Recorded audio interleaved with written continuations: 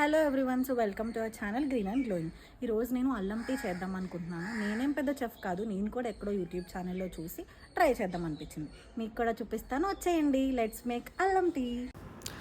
So firstly మనం అల్లం and ఇలాచీని grind చేసుకోవాలి. దానికోసం మనం చిన్న అల్లం ముక్క అండ్ కొన్ని యాలకులు తీసుకుందాం. మొత్తం పేస్ట్లా కాకుండా లైట్గా గ్రైండ్ చేసుకోవాలన్నమాట. అలా గ్రైండ్ చేసిన దాన్ని మనం ఒక ప్లేట్లోకి తీసుకుందాం.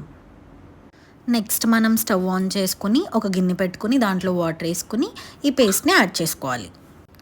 తర్వాత మనం అది బాయిల్ అవుతున్నప్పుడు 2 స్పూన్స్ షుగర్ యాడ్ చేసుకుని అది క్యారమెలైజ్ అయ్యేంత వరకు కూడా మనం కలుపుకుంటూ ఉండాలన్నమాట.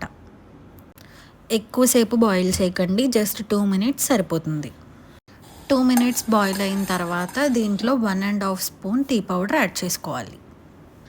తర్వాత దీన్ని ఒక 2 మినిట్స్ బాయిల్ చేసుకోవాలి. డికాషన్ కూడా మరీ ఎక్కువగా మరగనివ్వకండి, దానివల్ల టీ యొక్క ఫ్లేవర్ అనేది చేంజ్ అయిపోతుంది. నెక్స్ట్ అది మరిగాక మనం దాంట్లో మిల్క్ అనేది యాడ్ చేసుకోవాలన్నమాట. సో ఇక్కడ ఏంటంటే మనం స్టార్టింగ్లో బాయిల్ చేస్తున్నప్పుడు వాటర్ ఎంత క్వాంటిటీ అయితే తీసుకున్నామో మిల్క్ కూడా అంతే క్వాంటిటీ తీసుకోవాలి.